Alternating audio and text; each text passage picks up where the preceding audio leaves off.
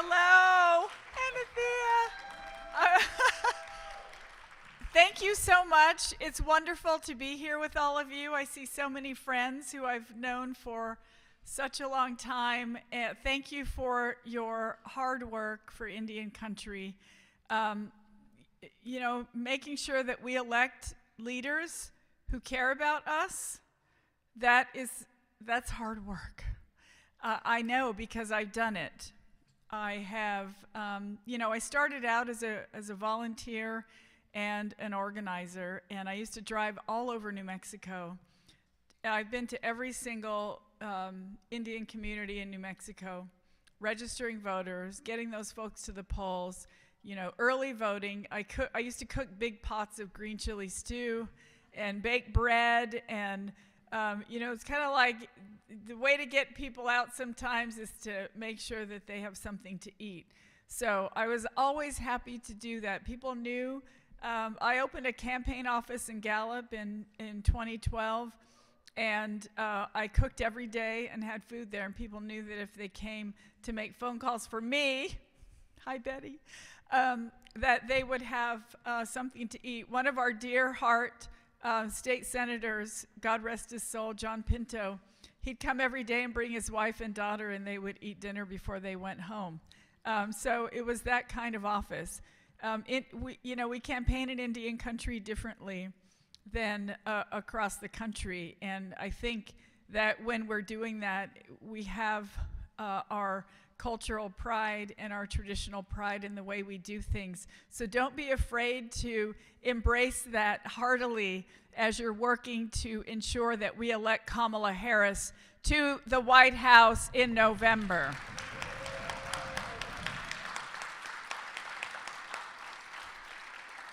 So when I decided to run for state chair of the party, it was in 2015.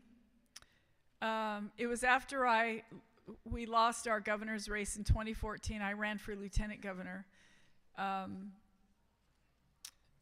Folks didn't think I would win, but I won.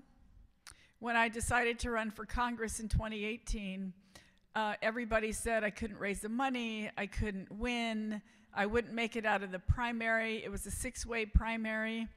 And guess what? I won. The closest opponent to me was 15 points behind me. So I want to just, show you the difference between hard work and, mediocre work. Nothing can take the place of hard work. And all of us know from the beginning of time, for the last many thousands of years, our ancestors, they didn't have that escalator that Michelle Obama talked about, taking them to the top of the mountain. They had to walk, they had to hike, they had to climb.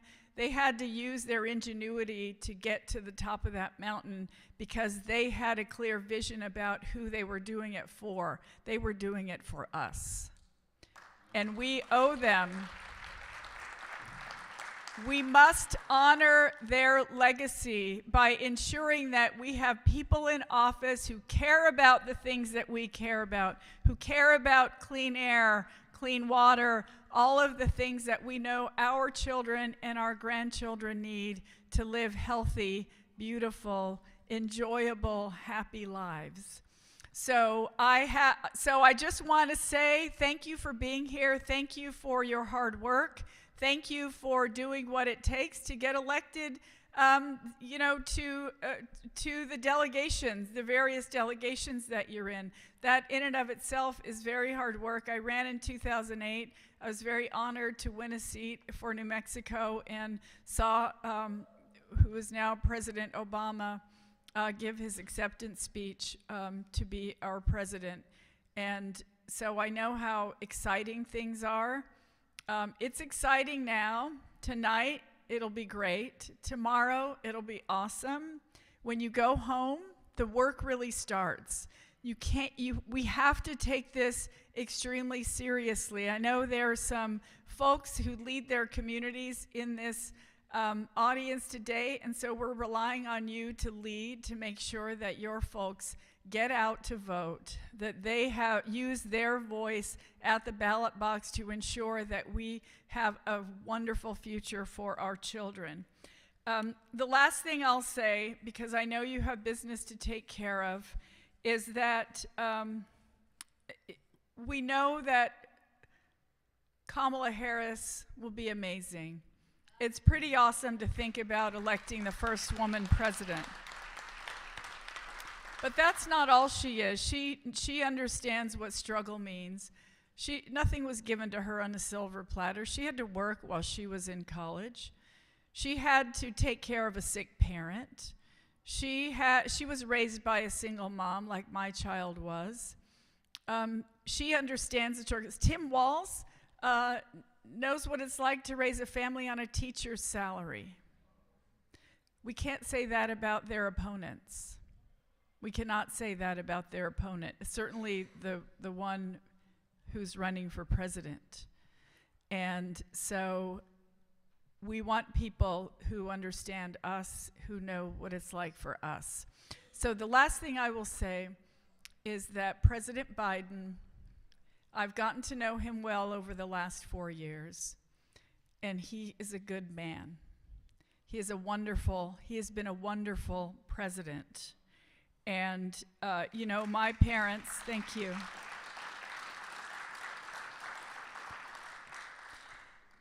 My dad was in the Marines, my mom was in the Navy. They met during the times they were fulfilling their service. My dad was in a lot longer than my mother was.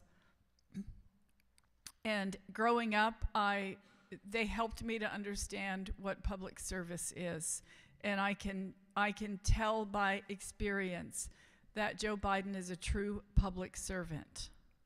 He is an honorable man. He chose Kamala Harris. He asked us to support her. And I want us to all honor his wishes, to honor the service that he has given us for these 50 years and make sure that we are doing everything we can to get Vice President Kamala Harris elected to the presidency. So let's go win this thing. I want y'all to go home, to not stop until Election Day. Let's make sure we get out every single voter in each one of our communities. I'm so proud to be here with all of you. Thank you for your hard work. Have a wonderful time at the convention tonight.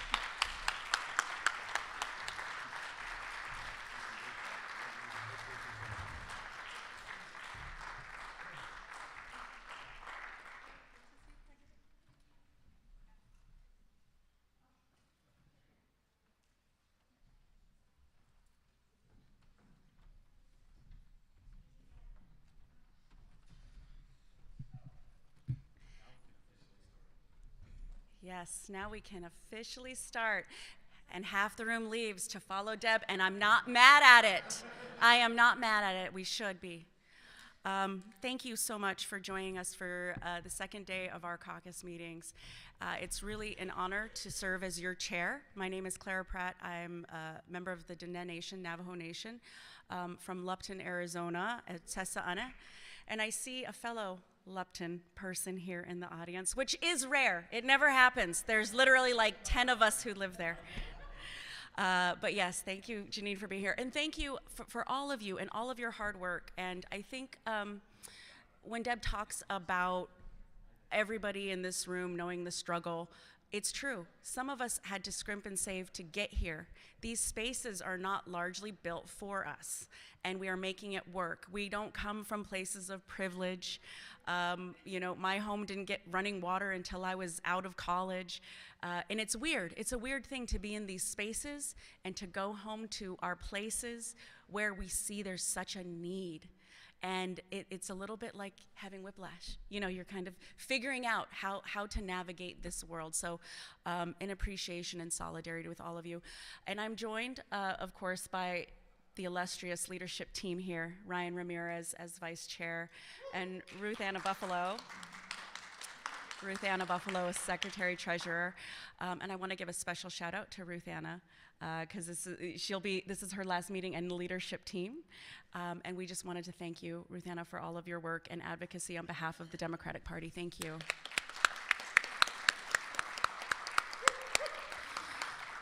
So I will officially gavel in. I always forget that part. And if you could join me in the Pledge of Allegiance, we will get underway. I pledge allegiance to the flag of the United States of America and to the republic for which it stands, one nation, indivisible, with liberty and justice for all. We had a girl there. Wonderful, thank you. I was telling a colleague of mine that after the convention wrapped last night, I went down the rabbit hole on X, formerly known as Twitter. And if you need motivation to vote, look at some of the vitriol and hatred that you will see people say about our people.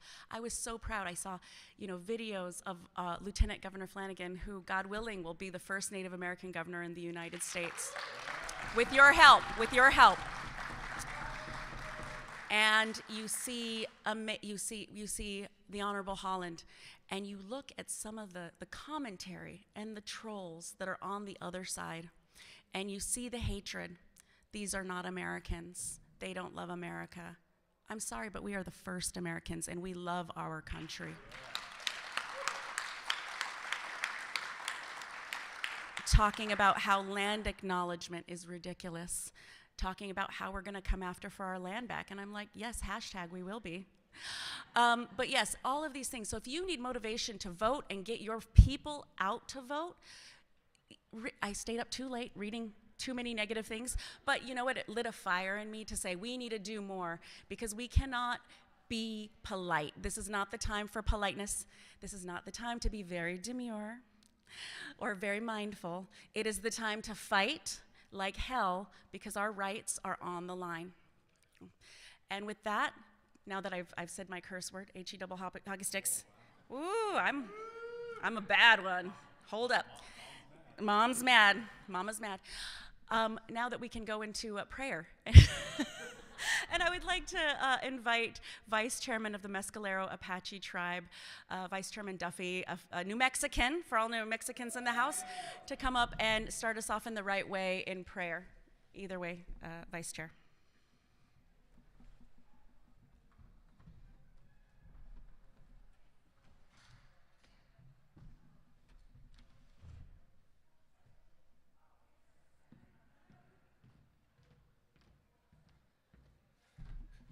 Good morning, Native Democrats. How you guys doing? Everybody awake? You guys having fun so far? Join me, pray in your own way. Gonna go to Creator, just ask him to bless this day, to bless our time here, and of course provide us safe passage as we go home. Echo and done. We ask that you be with us today. We ask that you would guide our conversations, that you would bless those conversations. We give you thanks for the night's rest that you have given us. We give you thanks for allowing us to rise and experience yet another beautiful day that you have created, Big and Done. Big and Done, we just pray that you would be with our peoples, that you would continue to keep them strong, that you would continue to keep them healthy. We ask that you be with our lands, that we will always have clean water to drink, that it will always be bountiful to provide for our people. I just pray that you be with our tribal leadership, that you would continue to guide them, that you would bestow upon them wisdom to uplift our people, to push them forward. I just ask that you be with us as we go through this election season, that you give us the strength to prevail, to be victorious. And we ask that you give us that victory, that we will see Kamala Harris as our next president. All this I ask. Yeah, thank you. Oh. Thank you, Vice Chair. With that, we'll get on to our order of business. We have a number of very important people in the room today, and we're just so grateful and delighted that they could make time and be here to share with us some words of wisdom. First up, I will introduce Mayor Kate Gallego, who's the mayor of Phoenix, but I say because she's the mayor of the largest city, she kind of represents all of us in Arizona, even us northern Arizonans. And to introduce her, we have Governor Lewis, who needs no introduction. Thank you, Governor.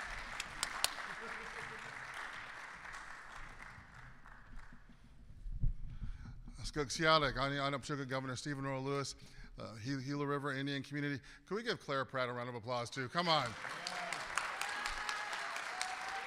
She's working it during the caucuses. She's on the convention floor. She's everywhere. She's with Sean Astin, getting him to endorse the native vote as well. So she does it all. It's really an honor to see leaders, visionaries here across Indian country, in the legal profession, grassroots, our activists, our tribal leaders, leadership, our indigenous matriarchacy, our amazing Native women leaders here as well, the backbone of our Indian nations as well here. And I know that this is our second and our last Native Caucus. And so let's take this in. This is a historic time for all of us. And the Native vote and Native nations and each one of you, we're making history. Let's remember this. Let's reflect on this. And as I reflect on this, I think about our ancestors who are with us. Thank you for the prayer, Vice Chairman. Our ancestors are with us in this room. Our ancestors always watch over us. And as we continue on in this historic journey, let's think about our family members, our relatives back home, those that are keeping our fires safe, our elders safe, our children safe, our homelands, our water safe as we're here doing incredible business. And as we work to elect an administration, our next president and vice president that will support and protect tribal sovereignty, the trust relationship, the treaty relationship, tribal self-determination, that will keep our Indian nations moving forward. That will keep us in our customs and traditions, that history that we had, that we were resilient moving forward. When we elect, and we can't say this enough, when we elect Kamala Harris and Tim Walz as our next president and vice president of these United States.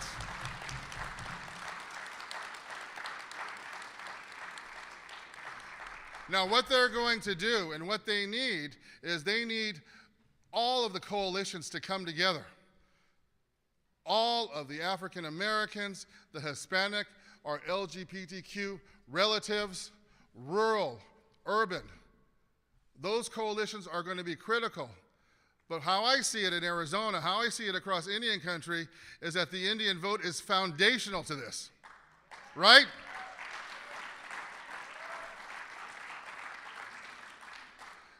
Because we've had to fight for our right to vote. We've had to fight for our right to exist. You know, as we know, this is the 100th anniversary of the Indian citizenship, and that's really not, you know, something to celebrate about, right, Mark Van Norman? That's something to be aware of. That's something that is a cruel irony, where we are, and we were citizens, granted that over 100 years ago on our own lands. So when we look at ways where we can continue to fight for our self-determination, to fight for our tribal sovereignty, we can't stop. We can't let up. And we heard that over and over again from Michelle Obama, from Barack Obama last night. Amazing speeches. And again, thank you to Joe Biden for fighting for Indian country, for getting the BIL, getting all that infrastructure going. But the thing is that it's about coalition building, right? It's about coalition building. And it's important that we have those partners on the federal level, on the state level, and on the municipal level. And that's why I want to bring up an incredible leader, the mayor, only the second elected female mayor of Phoenix, our mayor, Kate Gallego, who is a national leader in and of herself, one of the top-ranking, nationally recognized mayors across the United States. She understands the government-to-government relation. She understands about building these strong partnerships between tribes, recognizing tribes, working with them, partners in regards to water, in regards to sustainability. Maricopa County has one of the largest populations of Native Americans as well, and she understands that. She understands the importance of those respectful partnerships. So without further ado, I want to bring up Mayor Kate Gallego, City of Phoenix. Let's give her a round of applause.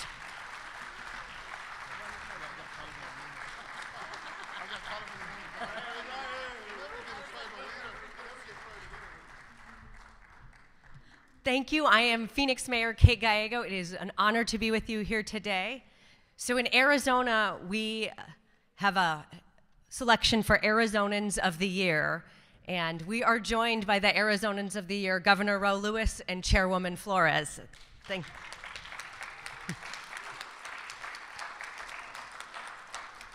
They are the reigning Arizonans of the Years for many, many reasons, but one is their incredible leadership on delivering a water supply, working out the most essential thing in a desert community. And on behalf of our whole state, thank you for your incredible leadership. They are also here with us today because of something that everyone in this room knows. The Native vote is going to deliver the presidency for President Harris. Chairwoman Pratt and I come from the state with the closest vote in the nation, less than 12,000 votes separating Joe Biden from Donald Trump. 5% of our population is the Native vote, many times the margin of victory. The Native vote delivered Arizona 4 years ago and is going to do it again.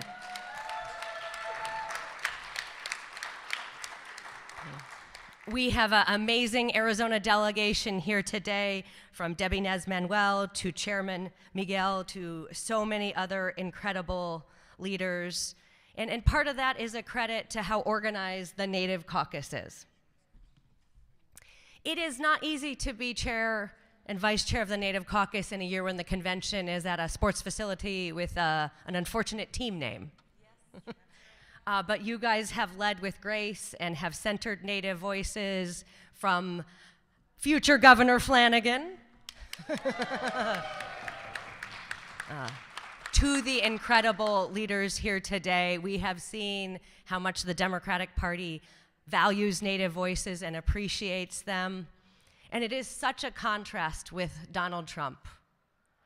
We should not go back to a presidency who ignored Native voices. Right now, we have seen the Biden-Harris team treat Native leaders as peers and tribal nations as sovereign nations. That is the progress we want in the future, and with your help, we will deliver that. I am so proud to represent Phoenix, which has one of the largest Native American communities of any city in the United States. We are in Arizona, home to 22 federally recognized tribes, and we would not be where we were without our indigenous roots, from the way we manage our water supply to even the name of my city. We are proud in Phoenix to lead the way on recognizing Indigenous Peoples Day as a paid holiday, and hope many other cities will join us, eventually all of our states. But hopefully we make every day Indigenous Peoples Day, whether it be our business leaders, education leaders, nonprofit leaders, and that we make sure that we are communities of boundless opportunities. I know there's some New Mexicans here. I'm originally from Albuquerque. And for me, the Southwest has represented great opportunity. We have great opportunity in front of us right now, the chance to guarantee a future that works for all of us, a future shaped by Kamala Harris and Tim Walz that promises equity, dignity, and prosperity. A future where my son and all of the children across this country have access to clean water, clean air to breathe, a future free from dangerous extreme weather and made worse by climate change. And day in and day out, we are working full speed to attain that future. Thanks to investments from the Biden-Harris administration, we're seeing a glimpse of that future already. And it's inspiring. It makes me want to keep going, as Hillary Clinton urged us to do on day one. We got to continue the momentum. I have the pleasure of serving on the National Advisory Board for the Harris campaign. When Vice President Harris was coming to Phoenix on International Women's Day, she was very kind to ask me how she thought we should mark International Women's Day in Phoenix. And I told her about some of the incredible things happening in Phoenix, but one story that I thought was really important to lift up. Right now in Phoenix, we are building the most advanced semiconductors. Right now, that does not happen in our country, but thanks to Biden-Harris administration, we are changing it. And in Phoenix, it's being built with great leadership from our iron workers, which is 20% Navajo women.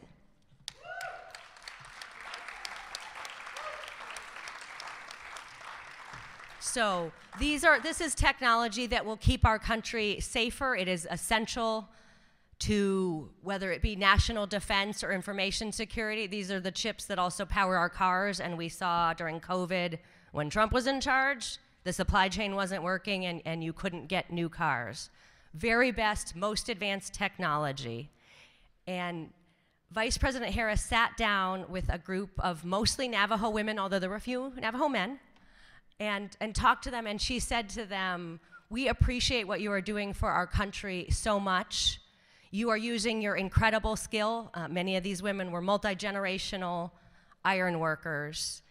And she said, "You are keeping our country safer. You are making incredible history. And just as Vice President of the United States, I want to say thank you to you for what you do for our entire community."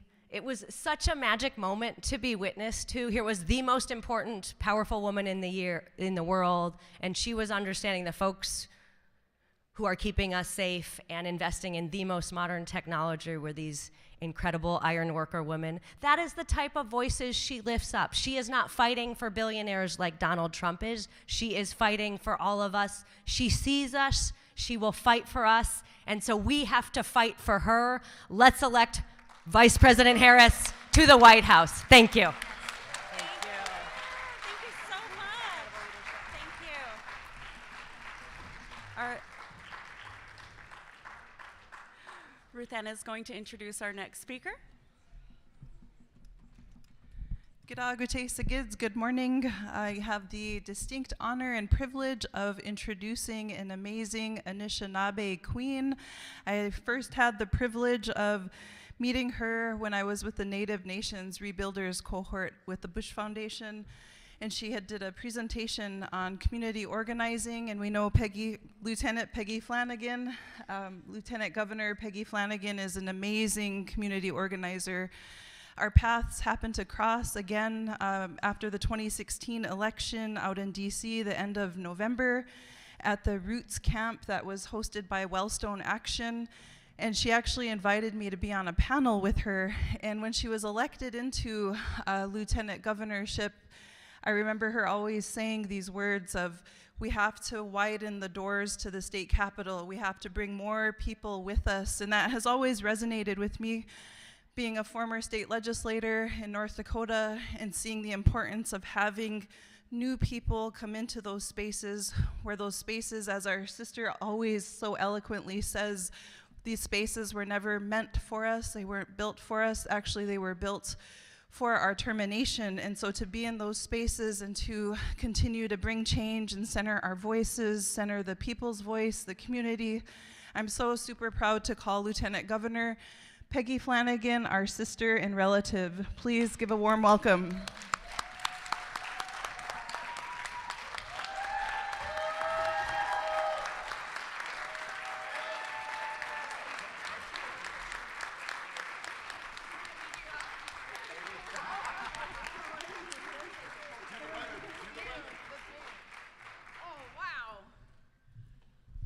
Well, hi, everybody.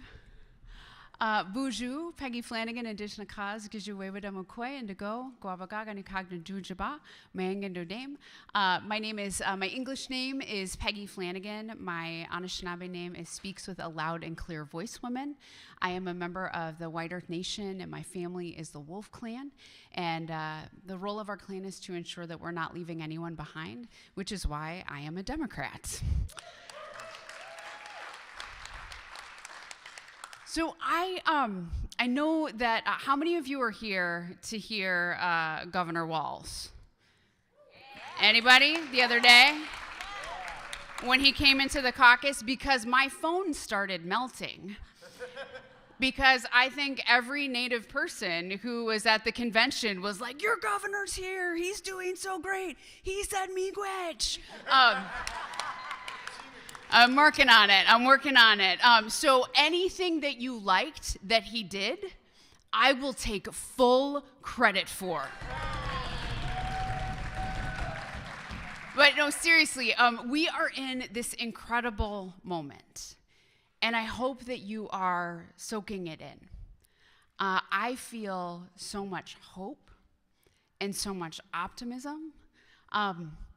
I ran down the hall. I don't run. I run for office, not for fitness. But I ran down the hall and chased Auntie Deb. And then I was like, you shouldn't do that because she has security with her. They're like, who's this lady, right? Like, but I was like, it's me, the lieutenant governor. It's cool. But to give her a hug, to say thank you for everything that she has done.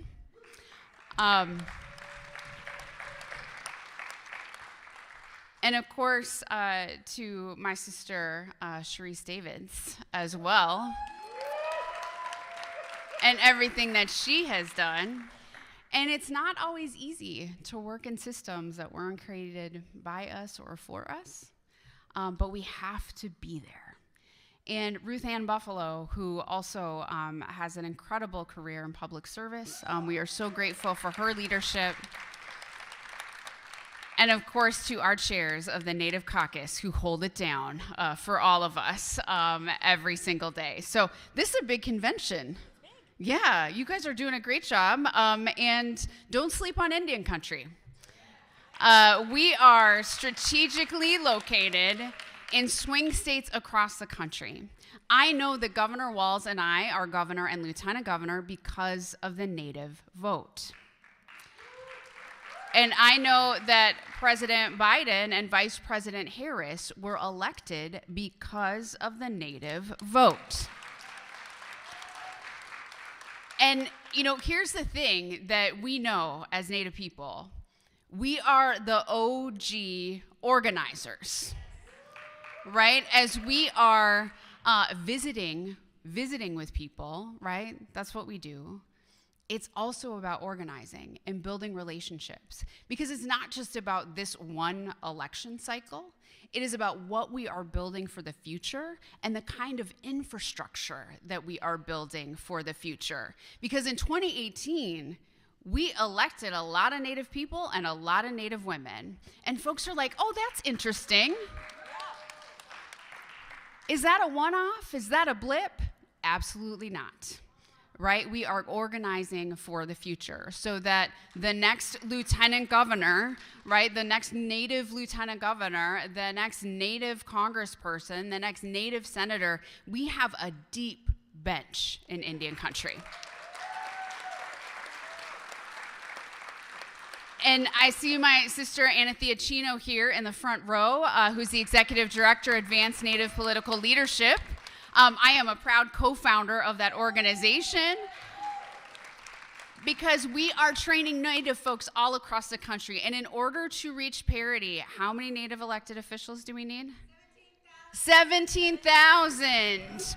How many do we have right now? 284. So we have a little ways to go. But I like our chances. And we all know that it is not just about this generation. It is dreaming our future together and loving future generations into existence. And by the way, that is why we are here today, getting ready to elect Kamala Harris as our next president and Tim Walz as our vice president.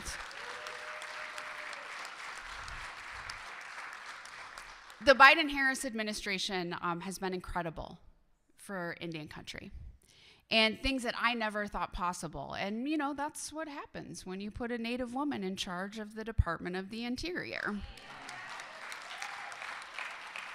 That's what happens when you make a Shinab the Assistant Secretary of the Department of the Interior. And when we are at the table and able to make our own decisions or work in partnership, government to government, beautiful things can happen, and we've watched it. And so now, as we are getting ready for this next administration, building on the incredible work of President Biden and Vice President Harris, I want to tell you a couple things about Tim Walz. So, Tim Walz grew up in Valentine, Nebraska, and his dad was the superintendent of schools. At the time, there was a lot of tension between the Native and non-Native community, especially as it related to education. And his dad was very clear that every student, non-Native and Native students, deserved a high-quality education, and he wanted to make sure that they had access. That wasn't always popular. But what he watched was Native community members leave food on their doorstep or gifts to acknowledge the kind of leader and the kind of man that Tim Walz's father was.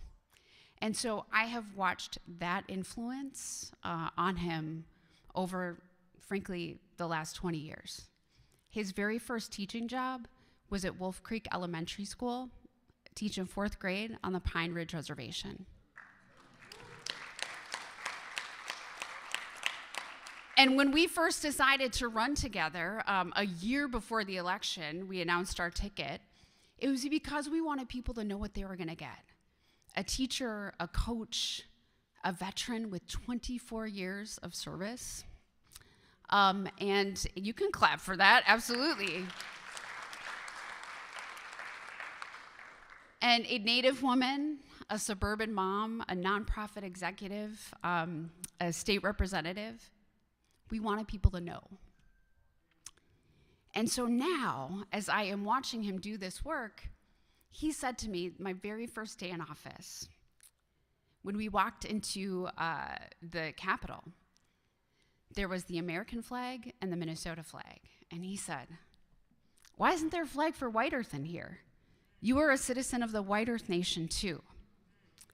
And I was like, can we do that? Is that, who's in charge here? And he's like, we are.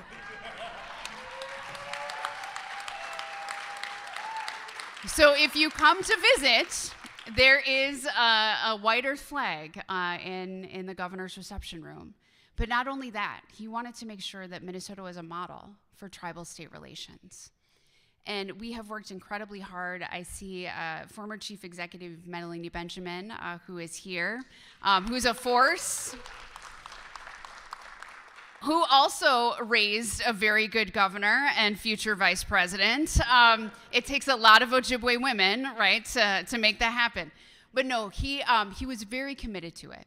And so the things that we've been able to do, we have codified, codified tribal consultation in state law, ensuring that every agency has to consult with tribes. We require every commissioner, assistant commissioner, deputy commissioner, everyone in our office to go through tribal state relations training, so you can't say you didn't know. We've invested in Native language revitalization, Indigenous education for all, the very first missing and murdered Indigenous relative state office in the country in Minnesota. So we have a pretty good track record. And the biggest thing is that he created space for a Native woman to lead. So I know that he will be an incredible partner, and you already see it with the joy that they have on the campaign trail. He will be an incredible partner to our next president, Kamala Harris. So Indian Country, are you ready? We have how many days? 76, 77, 76. All right, math is hard. It's okay. We just have to go as hard and as fast as we can. This campaign is abbreviated, but in many ways, that is a gift. That is a gift because we know that when Indian Country turns out, Democrats win. And we have so much that we can talk to our communities about. The track record of this administration, you know a little bit more about Tim Walz, and I am so excited for what is possible for all of us. And as the mom of an 11-year-old Native girl, Siobhan, woo, yep. Her future is so bright. And I want you to just think about it for a minute. Growing up, I had Geraldine Ferraro. That mattered. But now, she has Auntie Charisse. She has Auntie Deb. Her mom's the lieutenant governor, which she's like, eh. But her reality is completely different. And the reality for our children is completely different. So many people have made this possible. And when it gets hard, we have had hard times before, and we are resilient. But this is our moment to deliver, and this is our moment to shine. We will get there together. I'm honored and humbled to be the Lieutenant Governor of Minnesota, but more than anything, I am honored and humbled to be an Anishinaabe Kwe, working side by side with all of you for the good of our country and the good of our people, and I know that we are going to win. Chimigwech. Thank you so much, everybody.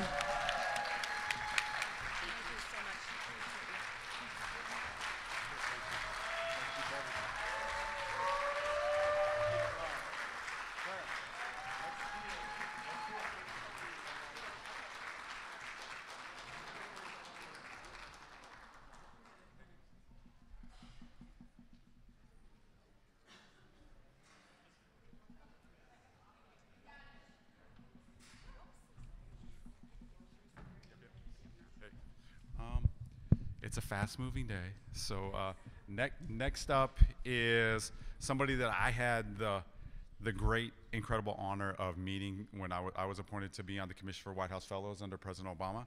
And one of the folks that I was fortunate enough to be part of selecting was Representative Charisse Davis to be a White House Fellow. So, yeah, trust me, it was not hard work.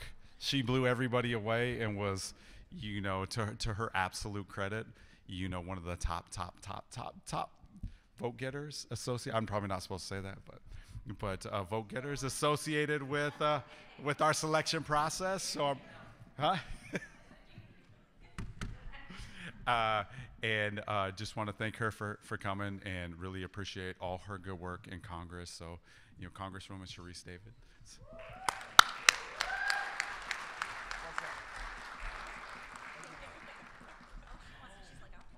Sorry, got a Charisse story that I want to share. This one time, we actually went to a MMA fight at one of the casinos in Kansas City, and lo and behold, well, actually we went because we knew Charisse Davids was going to be there, and we knew that a native MMA fighter was there, and so we attended, and we were just blown away by everything. I mean, the walkout song was by the Ho-Chunk Nation, their flag song, and so we were just so proud sitting in there, and then she won, you know, so that's my Charisse story of seeing her, woo! Seeing her in action. Thank you. Oh. Wow. I didn't know I was gonna wow. I didn't know ooh.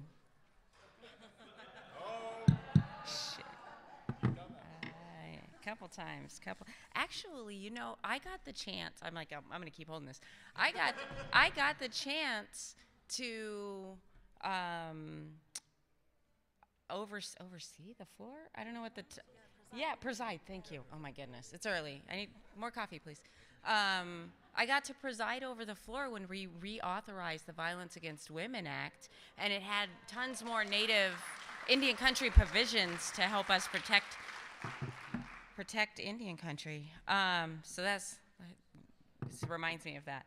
Hi, everybody. For folks I haven't met, I am Sharice Davids. I represent the Kansas 3rd Congressional District. I had the great honor of being elected alongside Deb Haaland as the first 2 Native women ever to serve in Congress. I'm the other one. And then she abandoned me. It's fine. Just kidding. I'm happy she's our Secretary of Interior. And I'm Ho-Chunk from Wisconsin, but my mom was in the Army for 20 years. And since people are always like, how did you, Ho-Chunk from Wisconsin, how'd you end up in Kansas? My mom retired while she was stationed at Fort Leavenworth. And she served in the Army for 20 years and raised me and my 2 brothers by herself. And then she went and had a 20-year career at the Postal Service. So I learned a lot from my mom about service to country, well, she was also a drill sergeant, so it was like a lot about push-ups. Yeah.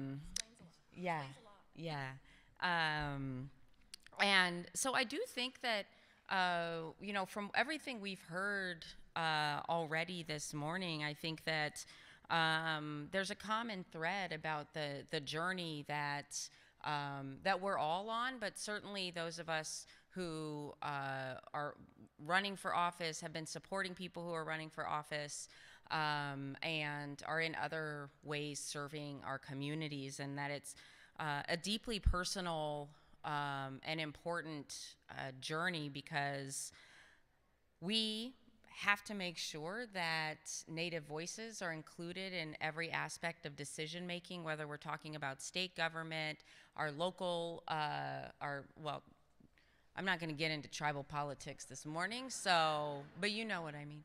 And also in our federal government. And when I was running for Congress, and when I got to Congress, it wasn't just this like career move. It was something that I felt was absolutely necessary for the future of Indian country, but also for the future of the entire country, because Native voices need to be in these spaces. And I do think that there is something about, I have all kinds of stuff here, and then Lieutenant Governor Flanagan came in, and I was like, damn, I was going to say that. Just kidding.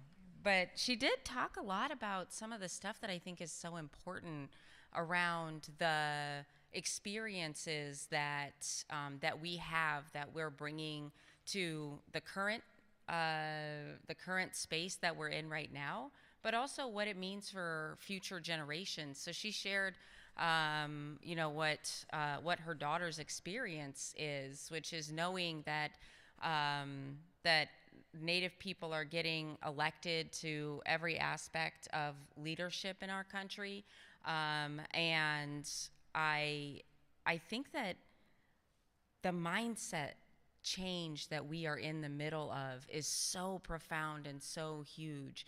I have a story of one of my best friends. She has 2 sons, and one of them was very helpful on our campaign, my first campaign, which feels like I've been in office for 5.5 years, feels like 20. And it was this like amazing experience, knocking on doors, making phone calls. I probably called some of y'all. And her older son was out there knocking on doors. Her younger son was kind of like, I'm going to go play. They're 13 and 11 at this time. And the younger son didn't come to the election night watch party. The older one did. So she gets home the next day, and wakes her younger son up, and he's like, Mom, did Sharice win? And yep, Sharice won. And he was like, oh, what about Laura Kelly? She's our governor now. Yep. And he said, Mommy, do boys ever win elections?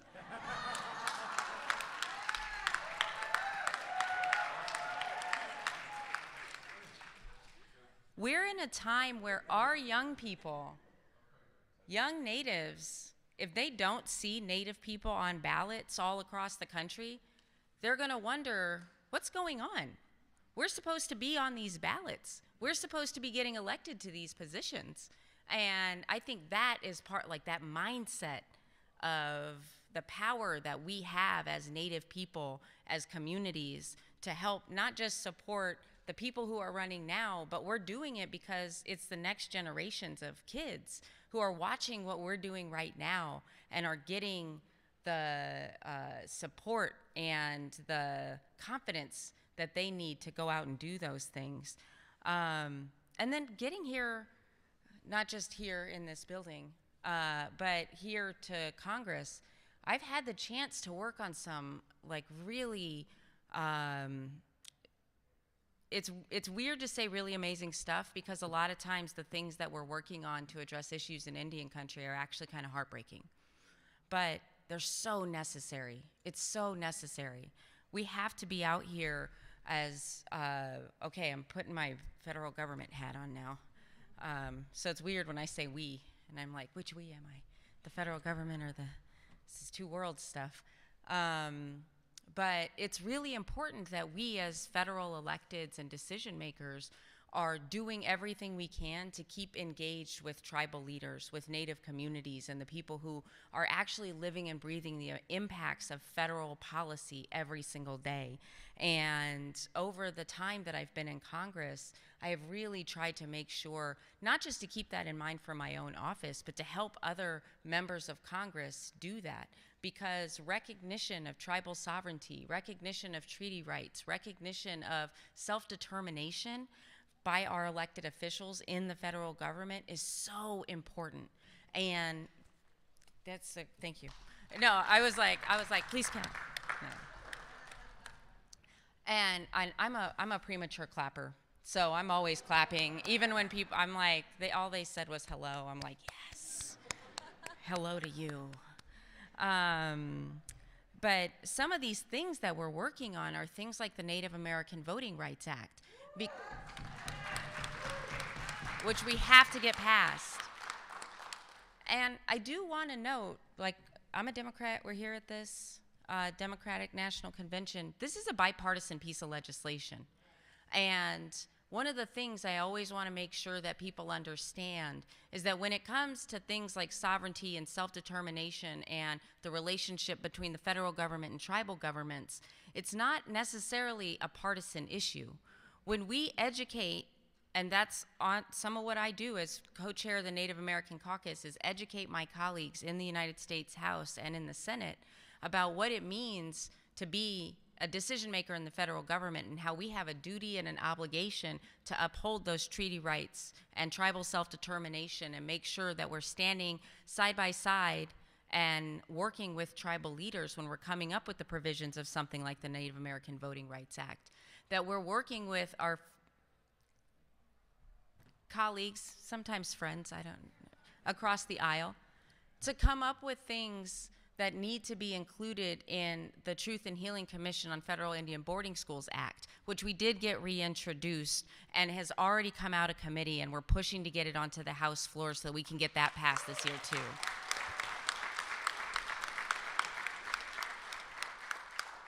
Because some of what we heard from Secretary Holland and Lieutenant Governor Flanagan are the impacts that the federal Indian boarding schools policies have had on current people in our own communities. Probably, I mean, it's hard to imagine talking to anyone in Indian country and not knowing that they have some sort of history that was impacted by the federal Indian boarding schools policies, by the termination era. And I just got goosebumps actually thinking about it. My grandparents were boarding school survivors, and I know so many So many families have been impacted by this, and I'm going to keep pushing for that piece of legislation too. And then the last thing I want to say is, thank you. The last thing I want to say is just, it's already been said a couple times, but we got to reiterate these things. The power of the Native vote cannot be underestimated.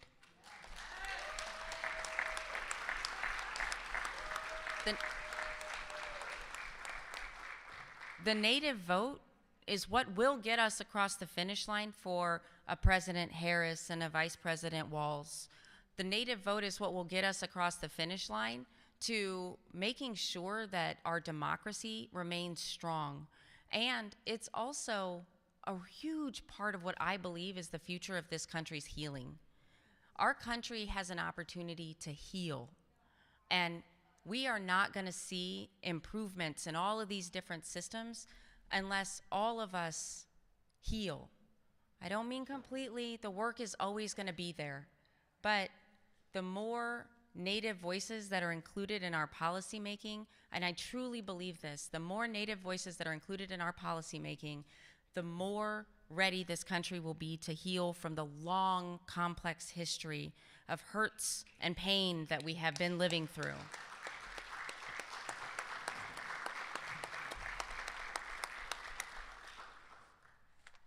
Thank you. Just kidding. Thank you for real. Thank you guys. Thank you for showing up and doing all the work that you're doing.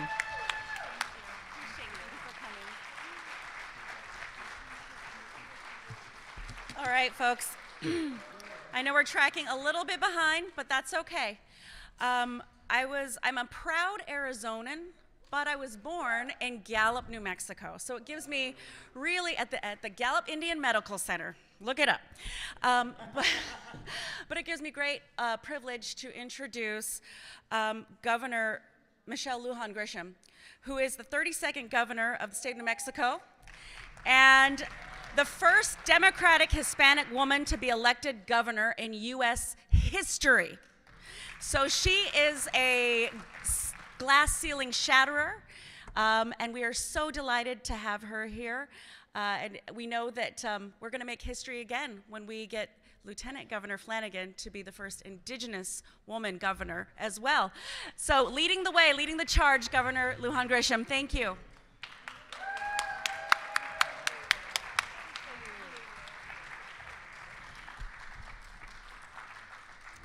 Well, for all the New Mexicans who stood up, thank you. And for everyone else, thank you for inviting me here. It means a lot to be in the presence of, quite frankly, not just convention goers and members and folks who care about America and the democracy, but leaders, appointed and elected leaders of your own nations and tribal communities, folks who have stood up representing their communities, frankly, for eons. It is an incredible honor for me to be before you, and I respectfully want to make sure that I acknowledge that this kind of governing has long been going on, far longer than this democracy in this country began to put it together. And not surprised, but really touched by soon-to-be Governor Flanagan's reference to how she and Governor Walz represent that they are governing in a state that has sovereign nations. And so I did the same thing. Now, I'm not a member of a tribal community, but when I decided to run for governor in 2018, and part of that desire was seeing what a Trump presidency was playing out to look like. I wanted to make sure that I was in a position to do as much as I could, directly as I could, to protect my state and to work with other leaders who were already doing that same work. So I made my announcement before tribal leaders first. I didn't do it before the state. I didn't have a press conference. I went respectfully before tribal leaders and asked them for their support, their counsel, their guidance, right? That we were going to do it together. because there's more than one elected governor and president in the state of New Mexico. And in our governor's suite in the Capitol, you walk into every leader's photo and a description of the kind of work that they're engaged in to make New Mexico a better state for every single person who lives in New Mexico. And I really appreciated Vice President's invocation and thoughtful guidance and words.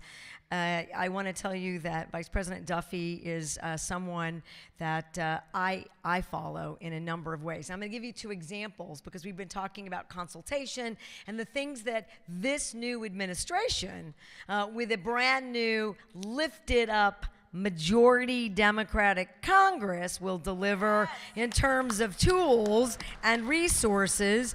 These are the kinds of platforms that we want to make sure that we are moving forward. Number 1, Mescalero Apache Nation joined me last summer in identifying the very best science of reading programs across the country and to tailor them so they would meet the needs of our Native American students across the state of New Mexico. Now, he joined us on that journey, and he will tell you that in our efforts to implement that, the schools that are using our efforts, our partnership in the science of reading, had a nearly 30% increase in outcomes and scores for tribal students and students of every background in the state of New Mexico.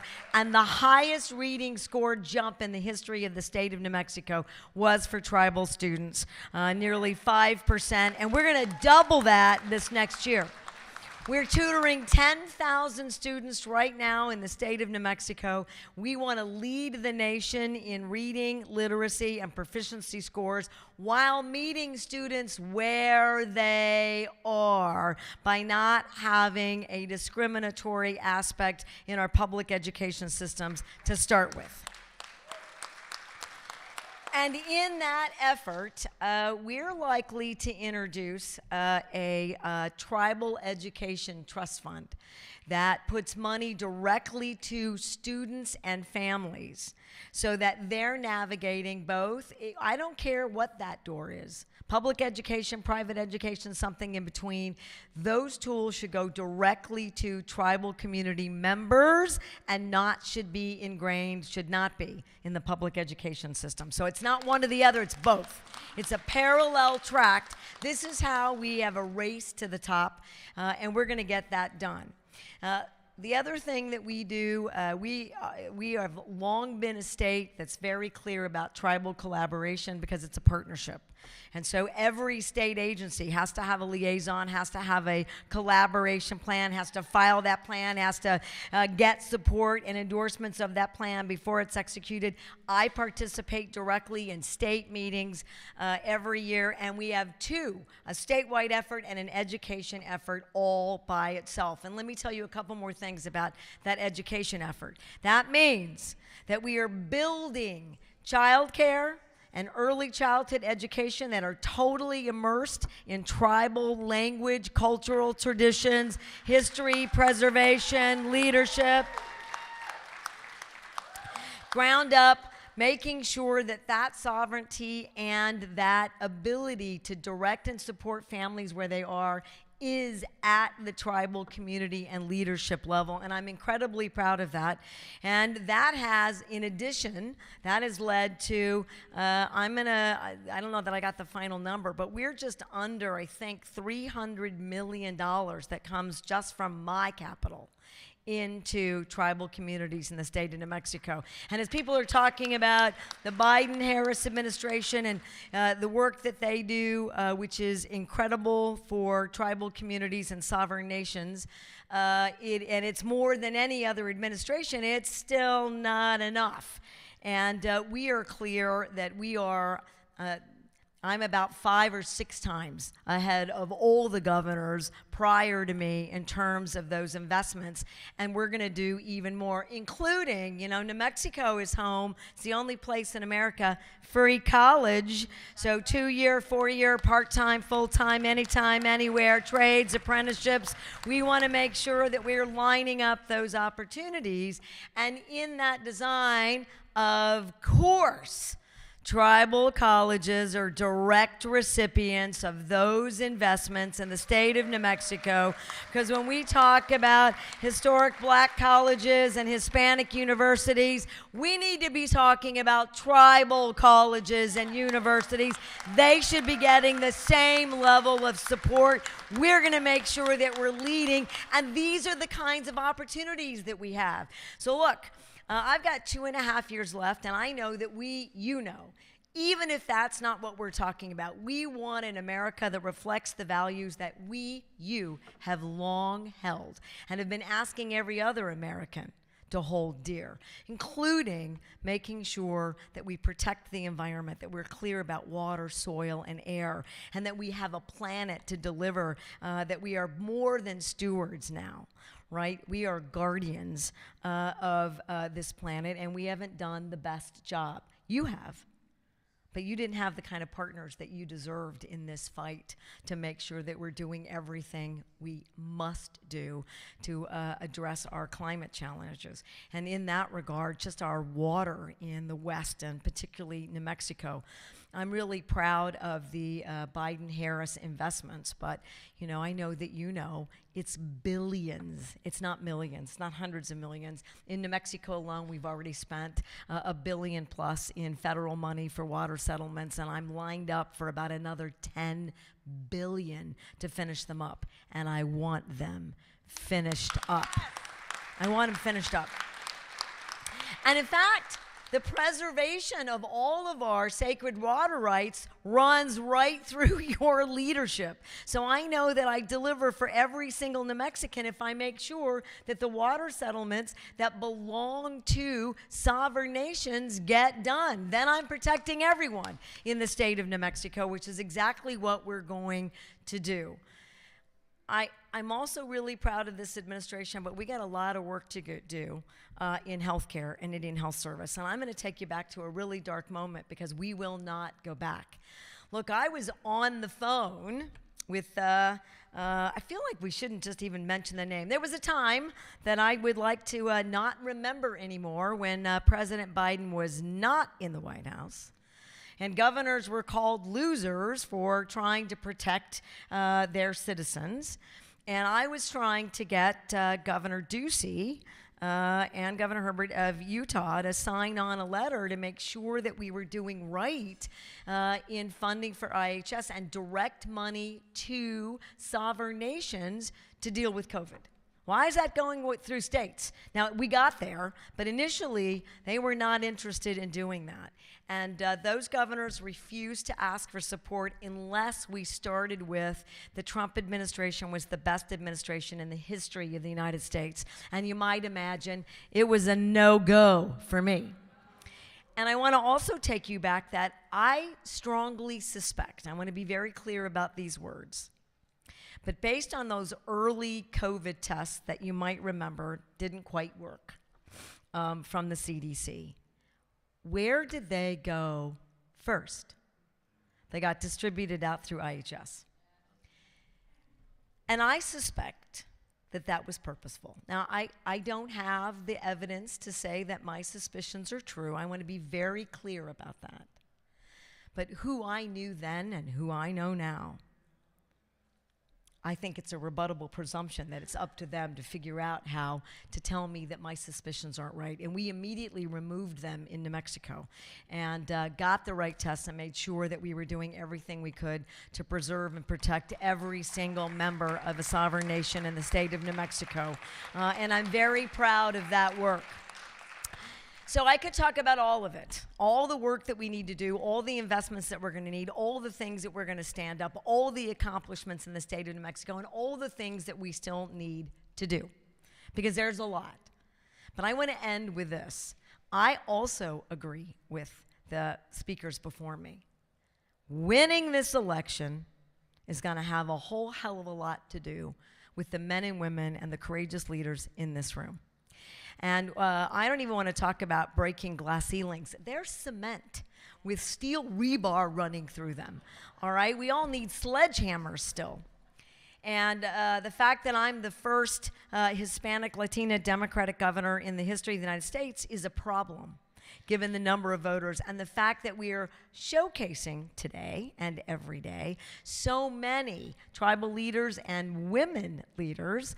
The fact that they're first is shocking, given that you were the first people. That is shocking.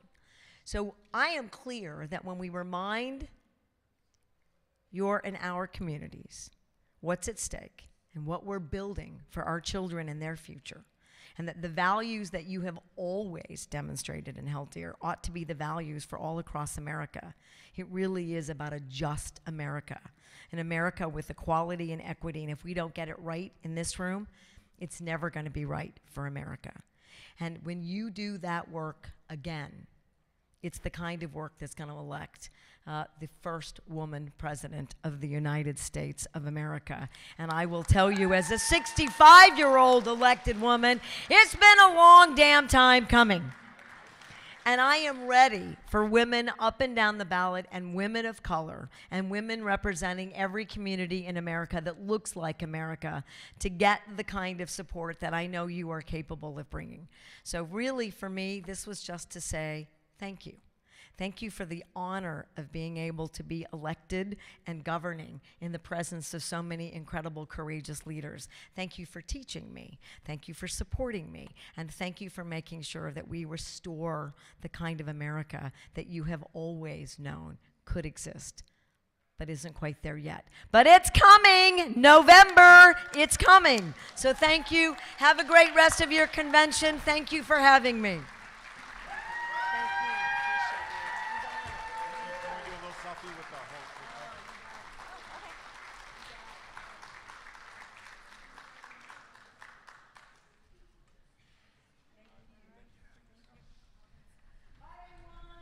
Thank you, Governor. New Mexico, it does it right, right? The land of green chili and reproductive freedom. And that's due to the leadership of that woman right there, our governor, Michelle Lujan Grisham, and the green chili, too. We have another wonderful speaker from the great state of New Mexico, Congresswoman Teresa Leger Fernandez. She represents the 3rd Conditional District of New Mexico. She's been in office since 2021. She's a member of the House Rules Committee, and she is the ranking member of the Subcommittee on Legislative and Budget Processes. We are so delighted to have you today. Congresswoman, thank you.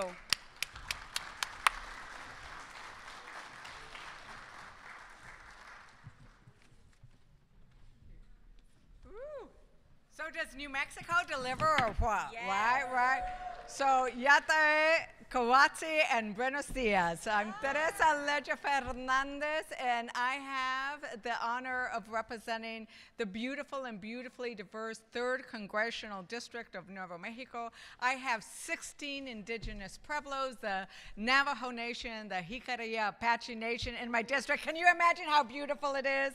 It is gorgeous. I also had the honor of being the chair of the subcommittee on indigenous peoples when I was first elected. Thank you, Betty. And you know, I then became the ranking member of the subcommittee on Indian affairs and insular affairs when the Republicans took over, because the Republicans didn't really want a subcommittee on indigenous peoples. Now, isn't that tell you everything? Yes. Right? Doesn't that tell you everything? And as I think about this moment, especially listening to the prayer this morning, listening to other things, I sort of want to share a story.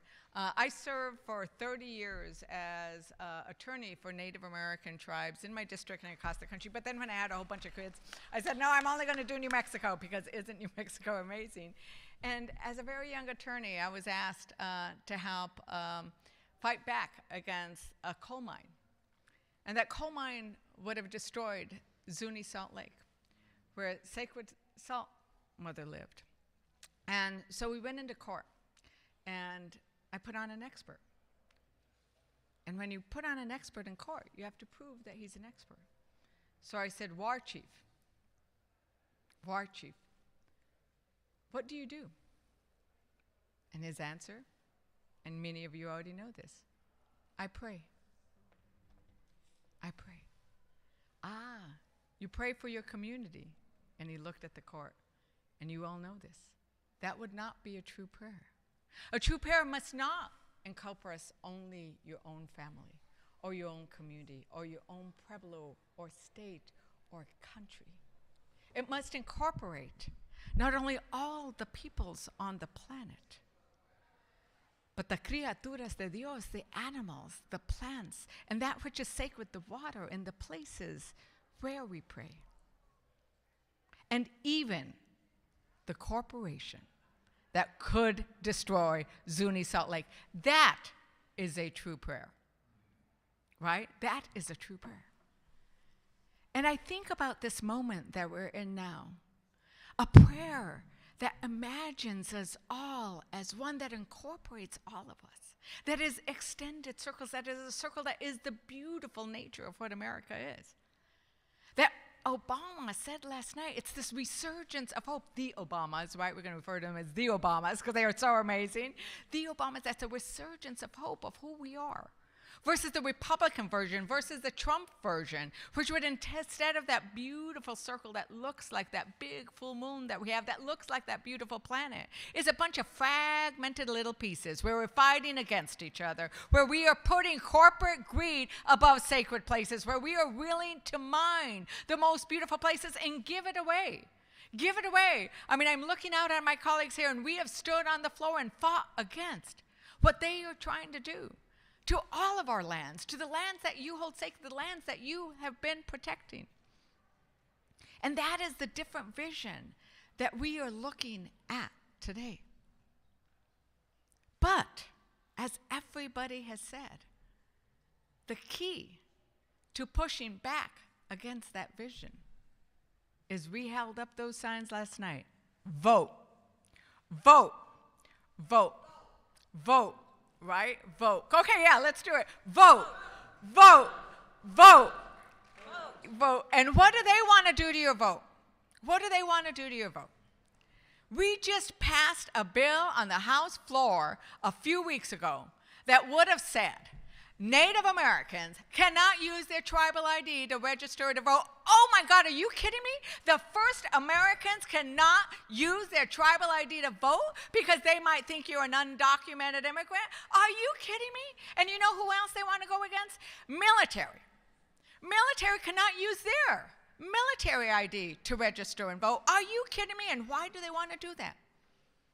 Because who delivered? Who delivered Biden? In 2020, Native Americans delivered Biden in 2020, and we are so grateful for Arizona, for Wisconsin. You are going to deliver the Senate to us, keep us in Montana. You are going to help us flip the House so that we can have a subcommittee on Indigenous peoples, so we can do the kind of work that we did. When I first got elected, it was so much fun. Oh my God, Betty McCollum. You know, Betty McClellan is sitting over there. I have a House Ways and Means over there with Gwen, and we got stuff done. I thought that's what you did in Congress. When you showed up, you did historic investments in Native American. You did all of the stuff. Never before have we done that level of investment, right? Advanced appropriations for the Indian Health Service. Never before. So when Congress doesn't do its job and forgets to actually pass and fund the government, what happens at IHS? Not because of Betty McCollum. Not because of the Democrats. We now are fully funding not fully funding, that's part of the to-do list, but we are advanced funding so it doesn't shut down. Those are the things that we do when Democrats are in charge. We think about that. So yeah, right? We think about that circle. We think about that circle, and we include everybody. And it doesn't matter from what tribe, from what zip code, from what state. And it's that lesson that I learned that the people I was so lucky to represent taught me that we will be going in. I have a bill. I see some New Mexicans out there. We have the Native American Voting Rights Act bill, right? We're going to get that passed. We're going to get that passed. We're going to get that passed. And then I have a bill so we could fund tribal governments to do the electoral work they need to do to get people elected. Because it doesn't just say, let's get them. You need a fund. You need a fund. You need to fund it. And I'm going to call it, that bill is going to be the Everett Chavez Tribal Election Bill, because he did everything, and I am so grateful for the work that Everett Chavez did in New Mexico. And it will come back. I could talk about all the other amazing things we did, but it will come back to that vote, to your vote, to say we are going to do everything to overcome all the barriers they have created. So we could do the kinds of things in every state that you heard New Mexico has done. Because I can tell you, I've been in that fight in New Mexico, and it wasn't like that 30 years ago when we started. It was a hard, hard slog. But we made sure that we held our elected officials accountable to Native Americans in New Mexico, and then that's what you get. That's what you get, what you heard from our amazing governor. And we are going to do this across the country, and the indigenous vote, the Native American vote, will get us there, because we are that big circle. Muchísimas gracias. Thank you so much. I'm not very good at the thank yous in the different indigenous languages. I've got 8 indigenous languages in New Mexico, so I'm only very good at a few of them. Okay. Muchísimas gracias. Thank you very much. Thank you, Congresswoman. We appreciate you. Thank you. All right. Oh, a selfie. Sorry. Oh, selfie time. You should do it this way with the whole crowd in the back.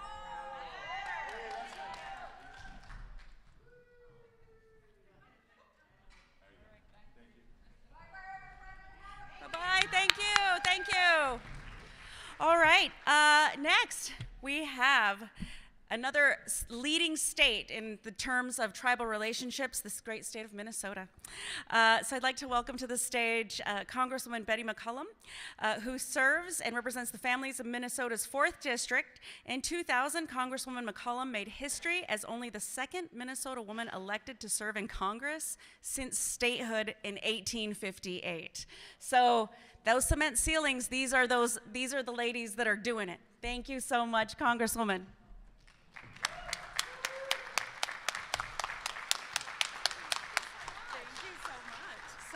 It's wonderful to be here, and before I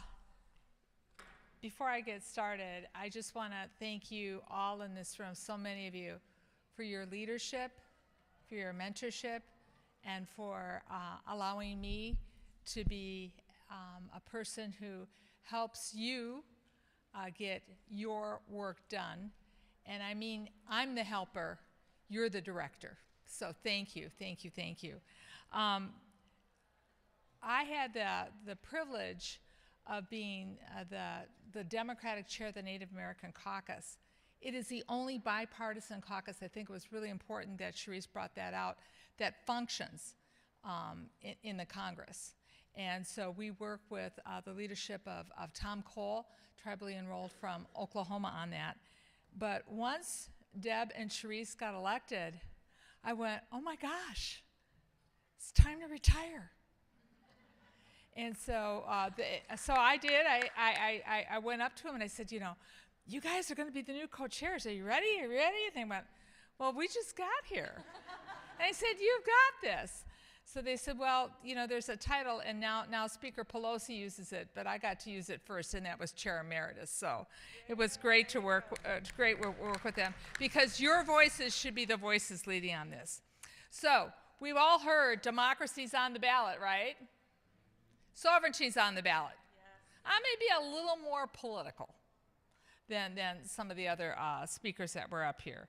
What does sovereignty mean? It means controlling your health care. It means controlling your right to worship. It means controlling your ability to have good housing, safe communities. It means you decide how best to respect the elders in your community and to educate the future youth of your nations and our country, the United States of America. It means you're in charge. So sovereignty is important because without sovereignty, honoring trust and treaty obligations kind of becomes, well, we'll get around to it maybe a little later. So sovereignty is on the ballot. And it's been pointed out, the previous administration before the Biden administration, you know, that those dark clouds between Obama and Biden, sovereignty was not respected. It clearly was not. And I can tell you from the fights that Gwen Moore and Charisse and Deb and I and Teresa had on the floor, it was not respected. Sovereignty is on the ballot. Addressing climate change needs to be addressed in a different way when we are interacting as partners from the federal government with your tribal nations. We have whole entire tribal nations that are going to have to move to different locations. What does that mean to your language? What does that mean to your culture? What does that mean to your economic security? You need to be at the table talking about this, not members of Congress deciding what is good for you. You know what you need. So, you know, when one of the things that I learned early on, and one of the leaders from one of my 11 tribes, Leader Benjamin's here from Mille Lacs, Marge Anderson, Melody Benjamin, and Stanley Crooks. I have 11 tribes. The majority of them are Anishinaabe, but we have several great, outstanding Sioux nations. Anyways, the Mille Lacs band came knocking on my door. And he said, I'm a state legislator. He said, well, you know, what do you know about the Mille Lacs Treaty? And I'm a social studies teacher like Tim, and I'm like, we covered a little bit of that in Minnesota history, but take me to school. And they did. And from that, I learned that when you open up your ears and listen, when you open up your mind and think, when you open up your heart and love, you can make a huge difference. So I want to acknowledge the early tribal leaders who led me to the place where I am today. Thank you for being here. So one other thing that I want to make sure that we talk about is, besides sovereignty, is this flag behind me. A friend of mine was sitting next to me, and he said, you know, all the veterans, we were at the Veterans Caucus yesterday. I see this flag at every powwow. Every single powwow. I know Native American men and women overrepresent in our military the work that they do. And that needs to be acknowledged, and I want to acknowledge it because I don't think it was highlighted as much yesterday. So let me, because there's a couple other speakers, and you're going to hear from the great Gwen Walls, who made sure that when there was trouble brewing getting the Violence Against Women Act passed, she just took it in her arms and went to the floor and got it done. But I'm going to go back to sovereignty again and just remind you, if you need any talking points when you're back in your districts. When COVID hit, the idea that money would go directly to tribal nations, as was pointed out by Teresa, was like, oh no, we can't do that. Well, yes, we can, and we did. But it was because of the leadership and the bottom line negotiations at the last minute for many of the people here in this room that it happened. The Senate and the House, under Democratic leadership, held firm with that administration that the money would go directly to tribes. And we've done more since then, but it's not a statute that's written into law that's permanent. It can be taken away in a heartbeat. Sovereignty is on the line. So I want you to remember, as you're going out and talking, a difference it makes, and because it's the Harris Walls ticket, I'm going to tell one story. Peggy was at the table when it happened, about what a difference this administration is going to make in the future. This administration under Tim Walz, you heard about him teaching at Pine Ridge, right? He gets it. He knows he has to think about how we bring equality and respect to the table for everyone. He understands the difficult work that needs to be done. And he has a heart as a teacher, as a father, as a person who serves to make sure it happens. So when you're out talking about why it's important to vote, stand up and say, it's important because we need to protect our sovereignty if we're ever going to have our trust and treaty obligations honored. So thank you for bringing me on this journey. Thank you for being here. And are you going to work to get out the vote? It is not over until the last vote is counted. And if you want my help anyway, any place, anytime, just pick up the phone and call, and I will be there for you as you have been there to bring me on this journey. Miigwech.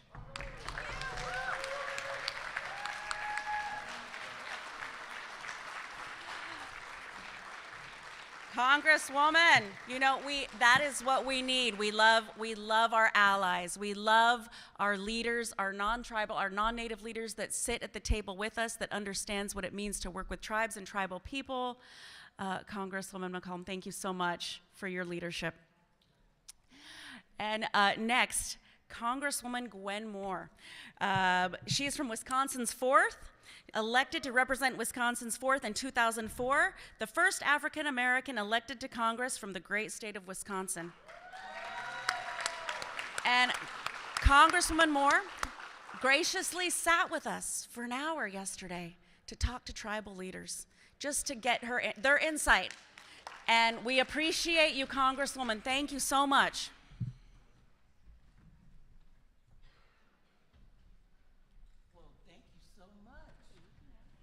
I mean, after such a generous introduction at that, I can hardly wait to hear what I'm gonna say. You know, you had my girlfriends up here earlier, probably more than I was here for. It was really hard to get here, and my chief of staff didn't leave any breadcrumbs. So I don't know how in the hell I'm gonna get back to the starting point, but I can tell you, I begged for this yellow bracelet, so. You know, I just broke down. But I mean, my girlfriends have been up here. You know, you got the great governor, Lujan Grisham, and of course, you know, the Rules Committee champion, Teresa, was up here.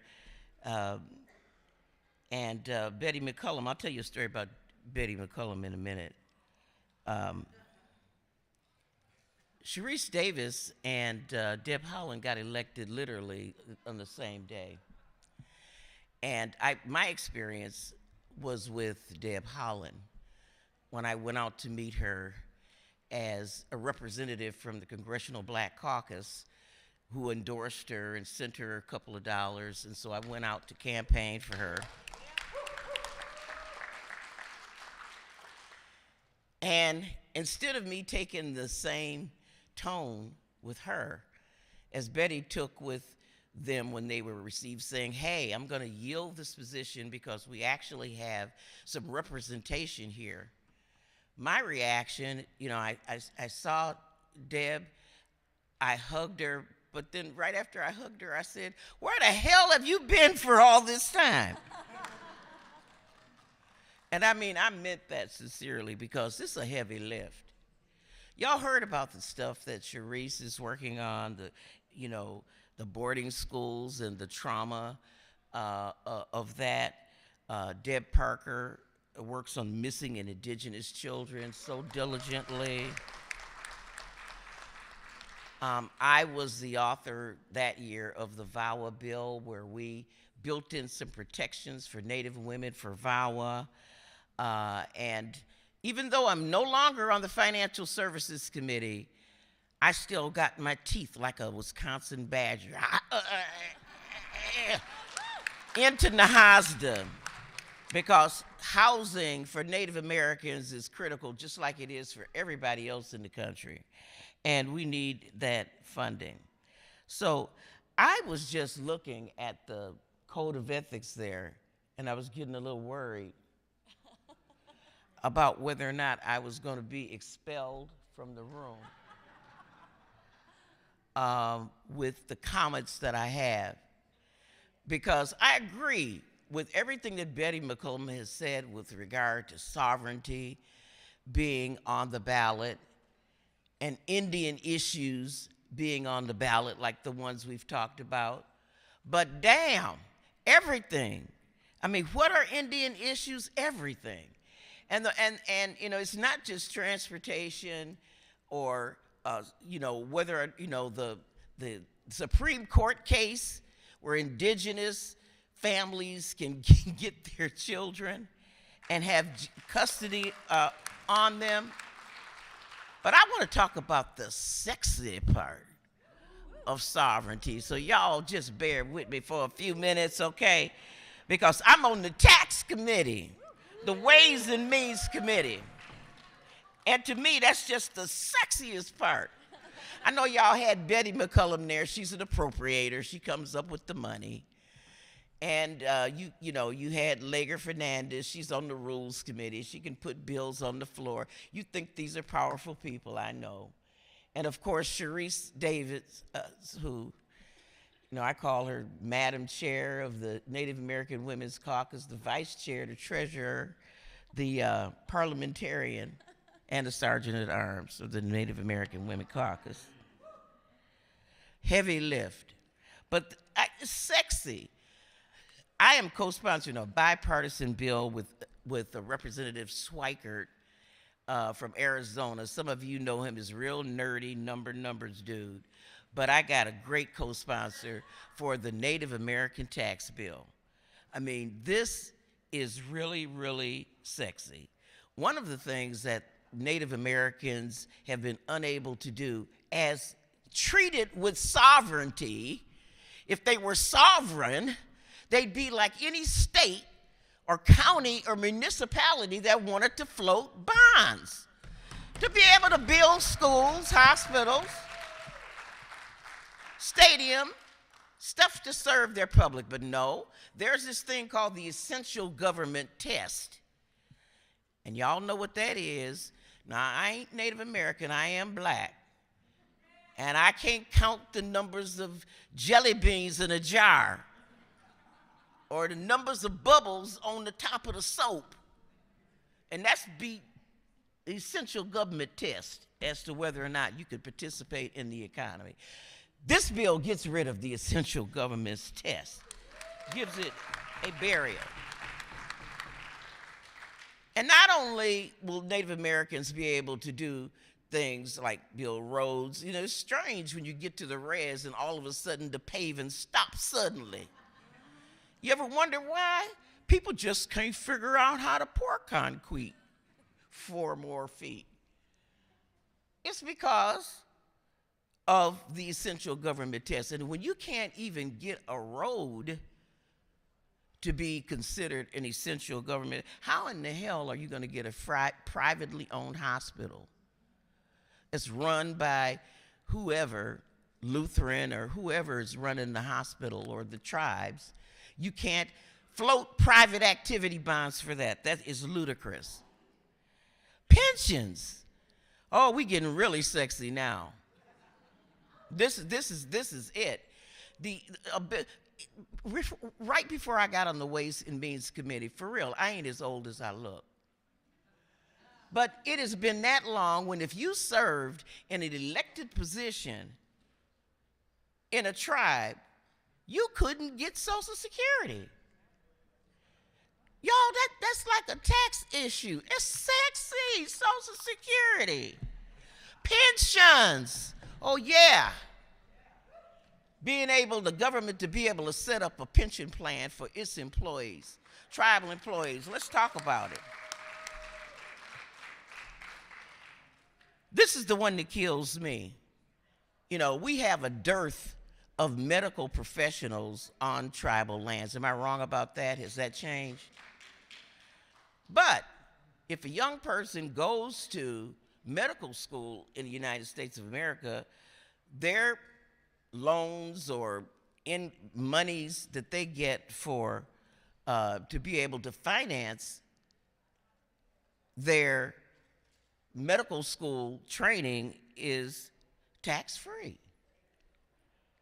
But if you get Indian Health Services scholarships, that's taxable. Come on, y'all. Them is some fighting words there. 3-letter word there, tax on education. Okay, I see y'all showing the clock. Uh-oh. But don't give me the hook until I talk about some real sexy stuff here. The new market tax credit. I mean, actually setting aside that and low-income housing tax credits so that there can be just a chance to be able to get some of that private money for development. This ain't none of this charity, y'all. I ain't talking about no giveaways, no fried chicken fries and, barbecues to raise money to help Native people. This is about giving y'all the sovereignty that's in the treaty. And with that, exit stage left. Give it up for Congressman Moore. Congresswoman. Let me tell you, I love me some Congresswoman Moore. She gets it. She is our ally. She is a friend to Indian country. Oh, grab her. Let's do a mass selfie.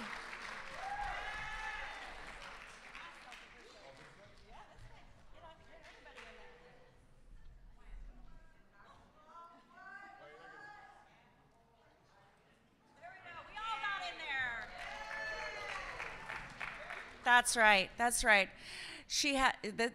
That was some sexy talk, guys. She's talking tax, she's talking infrastructure, she's talking bonds. She is speaking my language.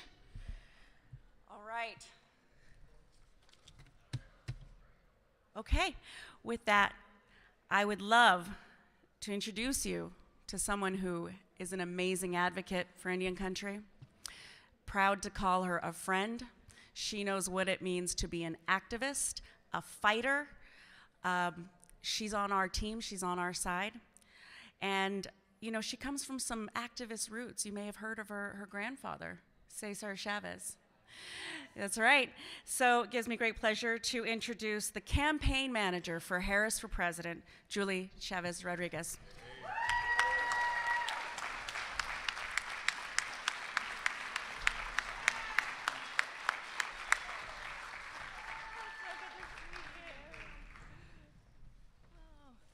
Well, good morning, everyone.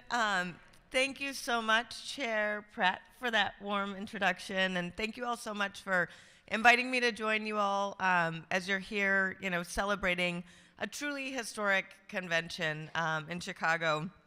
As Clara mentioned, I'm the campaign manager for Vice President Kamala Harris and Governor Tim Walz, and I couldn't be more proud to be able to serve in this role. First, to be able to see, I think, such powerful leadership from President Biden as he continued to put country first. And we heard from him on Monday at convention, just really a powerful tribute to all that he was able to accomplish in his administration and understanding what was so important in this moment to be able to really extend the opportunity for Kamala Harris to be our first female president. And, the vice president has had a really important, track record and work in California and with Indian country. She started out as a prosecutor and took on issues around women and children. And she, throughout her time in the Senate, continued, as well as vice president, continued to focus on issues around, murdered and missing Indigenous peoples, and making sure that, no matter what hall of power she was in, that she knew who she was fighting for. And that's something that she will continue to do throughout her time as president. And, she's worked alongside President Biden in helping to deliver so many important, areas for Indian country throughout their administration.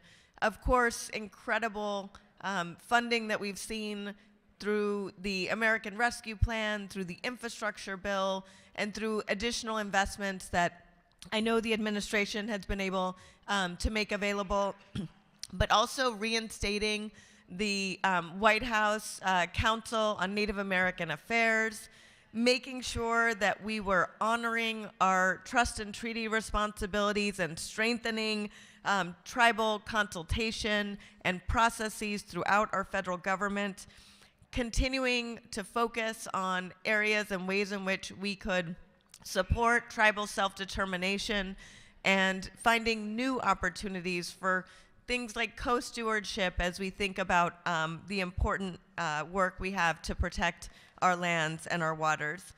And we know, thank you, we know that Governor Walz too shares an incredible and important legacy in the work that he's done in the state of Minnesota.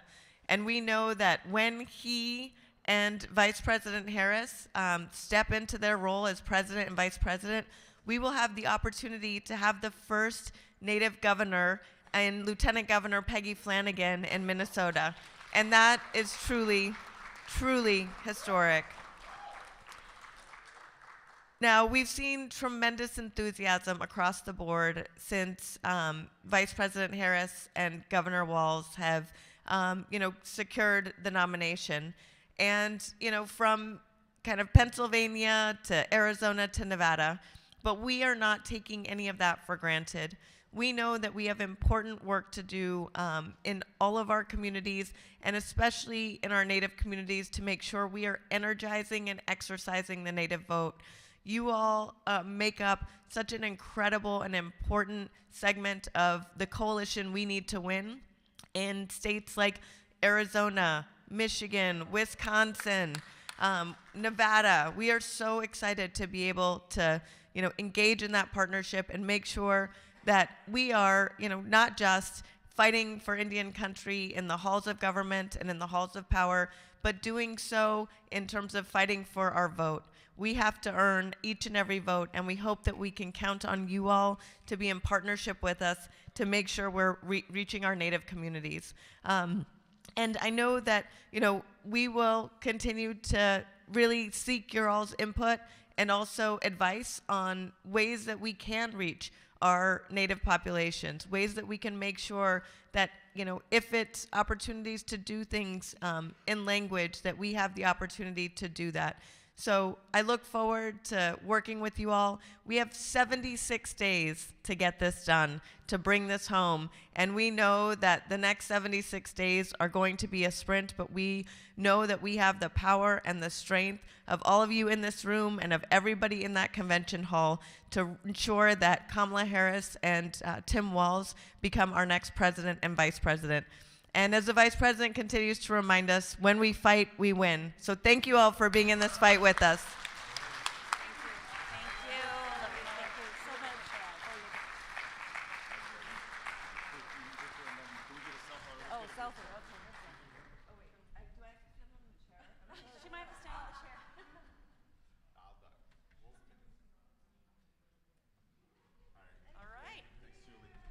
Awesome, thank you. Next, I would like to welcome another New Mexican. We are New Mexico proud today, yes. First Congressional District, Congresswoman Melanie Ann Stansberry, also a wonderful ally for Indian country, our needs. And I think a little known thing that most people don't know about you, Congresswoman, you worked in the OMB office.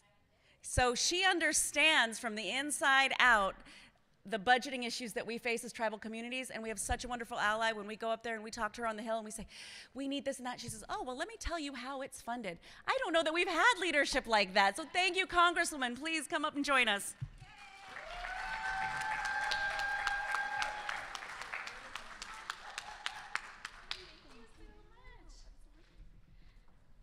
All right, well, good morning, Native American Caucus. Are you guys fired up? Oh, you guys are fired up. I'm Melanie Stansberry, and I am deeply honored, humbled, and amazed raised every day to be able to serve New Mexico's 1st congressional district, but most importantly, to serve the 23 sovereign tribal nations in the state of New Mexico, and to work side by side to lift up, to support, and make sure that our Native nations can not only revitalize their languages, to claim back their lands and waters, to support their elders, and ensure that every single one of our Indigenous brothers and sisters and children has the opportunity to thrive.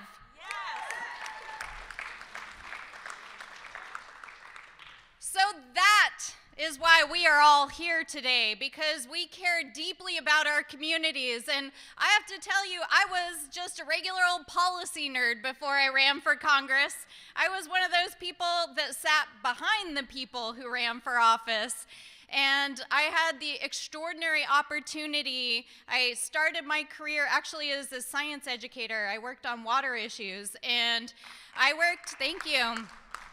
I worked in communities across New Mexico, including in a number of our Pueblo communities, and it was kids that asked the most important questions. When I would go to Jemez Pueblo or Cochiti Pueblo, people would ask me, why do we manage our water this way? Why can't we get our water rights back?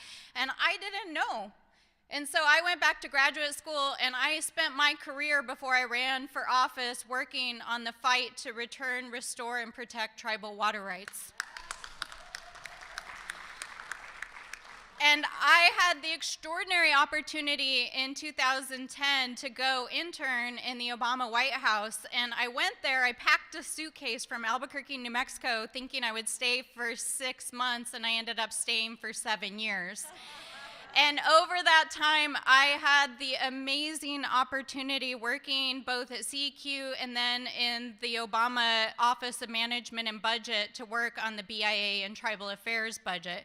And as was said, the most amazing part of that was to have the difficult conversations, to sit down with our tribal leaders, to travel to communities from the bayous of Louisiana and our tribes that are down there to the Bering Strait of Alaska, and to understand what tribal sovereignty actually looks like on the ground, and how do we dismantle, support, and rebuild this great nation to support our tribes. And so when I returned home in 2017 and ran for office, I never imagined that I would have the opportunity to walk in the footsteps and to run for office and to now serve as the Congresswoman following on our nation's very first Indigenous Cabinet Secretary, Deb Haaland. And so let me tell you, it's very humbling to stand where I stand and to walk in her footsteps every day, and to understand the trajectory and importance of the work that we're doing and the work that comes in front of us. But I want to share a few observations with you. We're going to get a lot of rah-rah speeches, but like the great Congresswoman Gwen Moore, who likes to get nerdy and in the weeds on it, that's where the real rubber hits the road, is the work that we do in and for our communities. And I can tell you unequivocally, because I was there during the Obama administration, that there was never a more pro-tribal president than President Obama when he came into office. He is the president who started the Native Nations meetings with tribal leaders from across the country. He is the person who followed in the work that the President Clinton had done to recognize tribal sovereignty at an executive level, and propelled this country forward in a way that we had never seen before. But I have to tell you, when you're in the belly of the beast, the work is hard. It's really hard, especially when you have institutions that are built on the history of this country. And as great as it is as much imperfect as it is great. And so we were only able to get things as far as we were able to get them during that administration before, obviously, the one that came after it. But to watch what Joe Biden and Kamala Harris are doing now has been extraordinary. It really has. When you think about it at all levels. You know, when I was at OMB, We were just fighting to get a Native person who understood tribal government and budgeting issues to even have a seat at the table.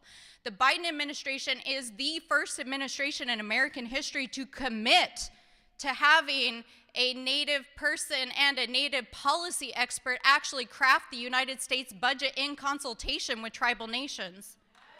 That has never happened in American history. When I got to OMB, we were told we didn't even have to consult with tribes. Yeah, that was the official line at the time, not because of the administration, but because that was the history of how it had always been done. So when you think about what the work requires, the way in which Kamala Harris and President Biden have led on the Justice 40 initiative, they have examined every federal program and tasked every federal agency to say, where have we underinvested in America? Where have we not served our communities? Where are indigenous communities? And how do we make sure that they have a seat at the table, they can access the resources, and they can spend the money and transform the future of their communities? No presidency has ever done that on the scale that President Biden and Kamala Harris has done.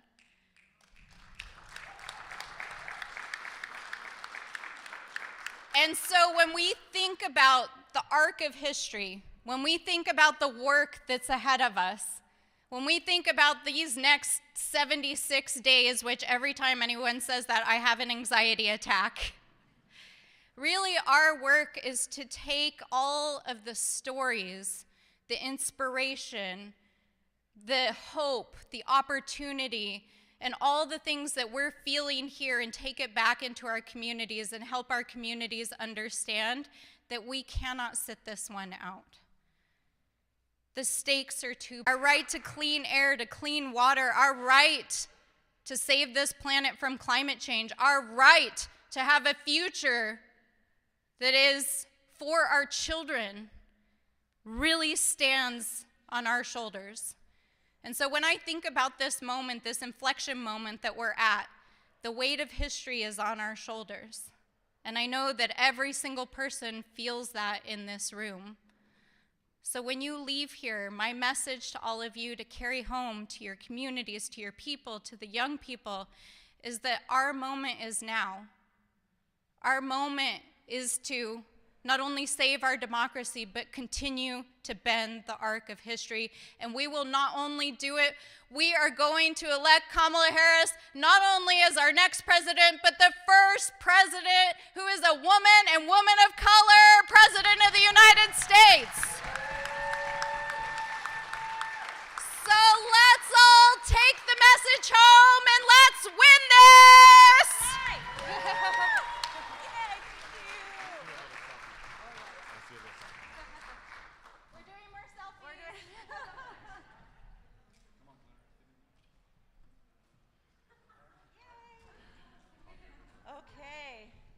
Who carries a big voice with the vice president, and somebody who is an incredible friend to her, an incredible friend to me, and really somebody, whether you know it or not, an incredible friend to all of us in any country. So my good friend, Bakari Sellers.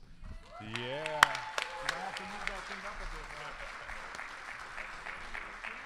I know. Good morning. Good morning. I am the last thing between you all and lunch. And so I'm going to treat everybody in here like Elizabeth Taylor treated all 7 of her husbands. And that means I'm not going to keep you long. I am so excited to be here with you all today, particularly in this building. I haven't actually given remarks in this building before. And the last time I was in this building was in January of 2017. It was Barack Obama's farewell address. It was a moment that was just filled with the frigid air of Chicago winter. It was the warmth of something that was so amazingly bright and precious, which was the 8 years that was the Obama presidency. And it was the despair looking forward of what would be the next 4 years of a Donald Trump presidency. I've been thinking about what I would say to this particular caucus, and You know, when Ryan invited me, I jumped at the opportunity to be a part of this, mainly because I try not to say no to friends. I'm from the big city of Denmark, South Carolina, where we have 3 stoplights and a blinking light. It's separated by railroad tracks, but unlike most cities, we pour on both sides of the track. And my grandmother, when I was young, used to always tell us this saying that when you're 8 years old, it doesn't mean a whole lot to you, but as you get older, it begins to make sense. My grandmother would always say, you can't fall off the floor. Now, to a 8-year-old, that is decently traumatic because I didn't know what the hell she was talking about. But as you begin to mature, you realize what she was saying. And when I looked around and when I was preparing and thinking about what I would say this morning, there are oftentimes communities like ours that feel like we're on the floor together. There are communities like ours that get put upon, that get left behind. That oftentimes you see even some of our friends to the left and definitely our friends to the right only want to come and talk to us around election time. But where are they when we need them most? In the trenches every single day trying to make sure we lift our communities up out of poverty, because the way that I think about it is right now we live in communities where our elderly and newborn alike are trying to escape that trap of impoverishment. They're having to make those choices about whether or not they get their prescription drugs or pay their utility bills. And that trap of impoverishment has become synonymous with the proverbial dog that chases his tail. We live in communities alike that kids still go to school where their heating and air don't work and their infrastructure is falling apart, where we're not doing enough with resources to prepare them for a 21st century global economy. We live in communities alike that unfortunately when you have a heart attack or a major illness, that can not only break a family but be a death sentence because of a lack of access to care. And then we live in communities alike where people want to take our land and water and resources as if we do not even exist. But the reason I stand before you today is because I recognize and understand that y'all built this country. And you built this country for free. With your own hands, your grandparents and great-grandparents molded this country so that a young skinny boy with a funny name, not Barack, but he showed out last night, but Bakari could stand in here on the shoulders of all of you all in this caucus. You see, that the funny thing about this country is that there is so much that unites us and so much that binds us together that people know that when we stand together, there is nothing that can tear us apart.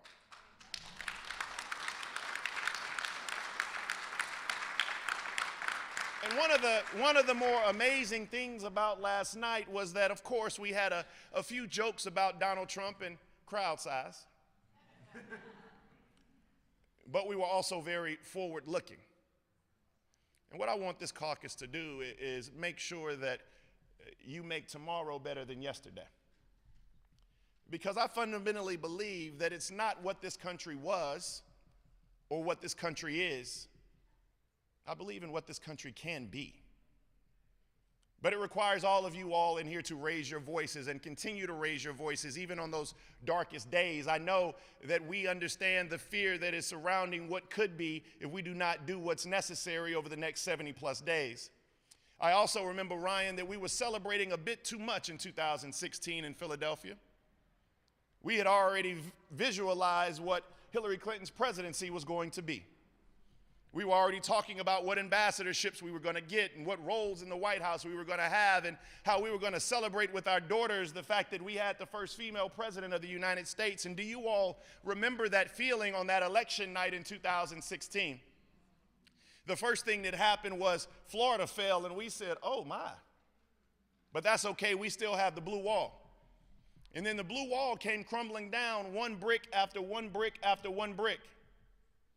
And that feeling that you felt in your stomach, that one that I washed down with Jameson, I don't know what y'all drink, but that was what I was drinking. I'm tequila guy now. I got mature. But you remember that pit in your stomach and how that night felt. A night that began with so much hope and promise, dissipated with despair. And so I come here today to just remind you that all of us who built this country, particularly this caucus, who poured so much into these lands, into this water, to make sure that we are firm enough and have a foundation for this country to grow, understand that you are loved and you are valued, and today you are needed more than ever. This race, as Julie would tell you, is going to be won in the margins. In the margins. That means that every single person in this room has to leave this convention on Thursday and do one thing. You have to leave this room and become an apostle. I want you to leave this room and become an apostle of joy, an apostle of hope, an apostle of truth, and go back to your respective communities, particularly if you live in Arizona or Nevada. But call your friends in North Carolina and Georgia too. Call your family in Pennsylvania. Call them in Wisconsin. Call them in Michigan, and make sure that they understand that they have to stand up. They have to stand up today and register voters.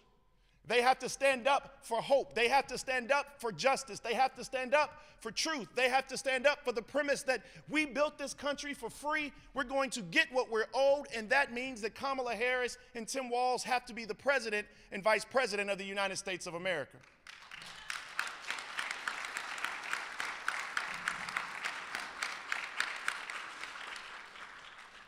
I'm so excited and optimistic, yet cautiously, because I know the power that's in this room. I know that when 2 or 3 are gathered together, there is nothing we can't do.